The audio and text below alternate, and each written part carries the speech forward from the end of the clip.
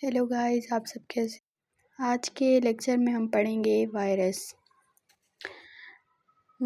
Are non cellular ultra microscopic intracellular obligate parasite which are composed of genetic material and protein.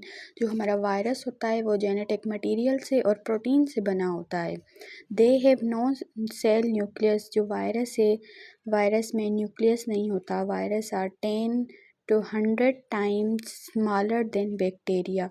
जो हमारा virus है वो bacteria से 10 से 1000 तक छोटा होता है। They do not have organised cell structure. जो हमारा वायरस है उसके अंदर कोई भी कंप्लीट सेल स्ट्रक्चर नहीं होता। वायरस हमारा कभी जेनेटिक लिविंग करेक्टर इस्तेमाल करता है, कभी नॉन लिविंग करेक्टर इस्तेमाल करता है।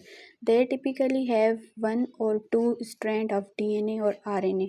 वायरस में या तो DNA होता है या फिर RNA होता है। जैसे हम ह्यूमन से, हम टोटली लिविंग थिंग से, हमारे अंदर RNA भी है और DNA भी है, लेकिन वायरस के अंदर सिर्फ एक ही होती है, DNA या फिर RNA।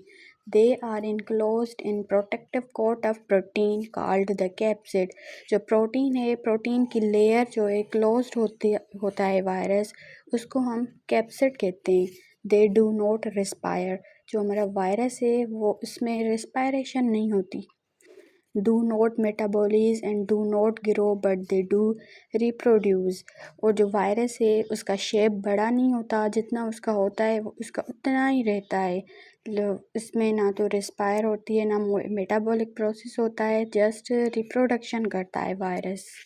They are considered both as living and non living as they are inactive outside the host cell and are active when present inside host cell। जो हमारा वायरस है या तो कभी लिविंग होता है या फिर नॉन लिविंग थिंग में आ जाता है। जो हमारा वायरस है जब हमारी बॉडी में अंदर दाखिल होता है होस्ट सेल में तो वो लिविंग हो जाता है। जब हमारी बॉडी से बाहर रहता है तो फिर नॉन लिविंग होता है।